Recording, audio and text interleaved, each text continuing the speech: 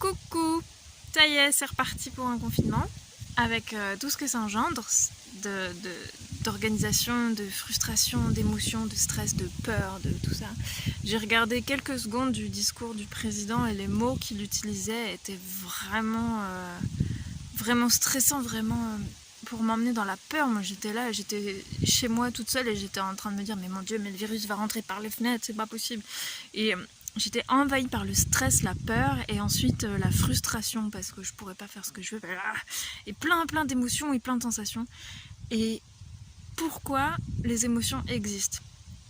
À mon avis personnel, et c'est ce qui m'aide à me sentir mieux et qui me nourrit aujourd'hui, les émotions sont là pour me transmettre un message, pour me dire que je ne suis pas à l'endroit idéal pour moi. Je ne suis pas à mon équilibre de bien-être. Un stress, une peur ou quelque chose comme ça, moi je la vois comme un message en alerte, il faut que tu changes quelque chose dans ta situation pour te sentir mieux et aller vers un équilibre plus agréable. Ou pour me dire qu'un de mes besoins fondamentaux n'est pas nourri, que ce soit la sécurité, l'alimentation, l'habitat. Si tout ça n'est pas nourri, j'ai des émotions qui arrivent, je me sens pas bien, que ce soit dans ma tête, dans mon corps, dans mon cœur, les émotions s'expriment. J'ai mal au bras. Et donc là, il y a eu beaucoup de peur, beaucoup de choses que j'ai retransmis, que j'ai reçues de mes amis, de contacts, etc. Et beaucoup d'inconfort de la situation et d'incompréhension. Et donc, personnellement, quand j'ai une émotion, j'essaye de comprendre qu'est-ce qui n'est pas nourri, qu'est-ce que j'ai besoin de changer pour me sentir mieux.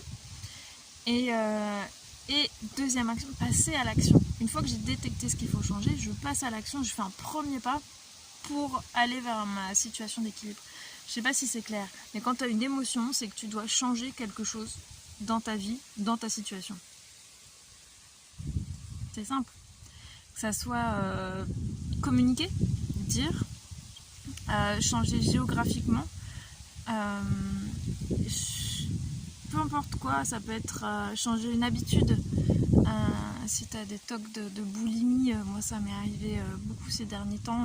Des fois je me mets à manger compulsivement sans réfléchir. Et maintenant quand je me rends compte, je fais attends, là je suis en train de me goinfrer clairement. Qu'est-ce qui se passe quoi? Qu'est-ce que je cherche à remplir? Je me pose, ok, bon, je finis quand même le truc que j'étais en train de manger, mais il y a clairement un truc qui va pas à partir du moment où je fais des actions compulsives que je ne contrôle pas. Ça peut être lié à l'addiction aussi. Je vais faire une série de vidéos sur l'addiction, sur tout ce qu'on fait et qu'on ne contrôle pas.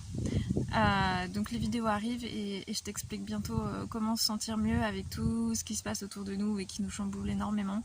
Il y a des clés, il y a des choses, il y a des solutions et je t'en fais part très bientôt. Je te souhaite une belle journée et surtout prends soin de toi.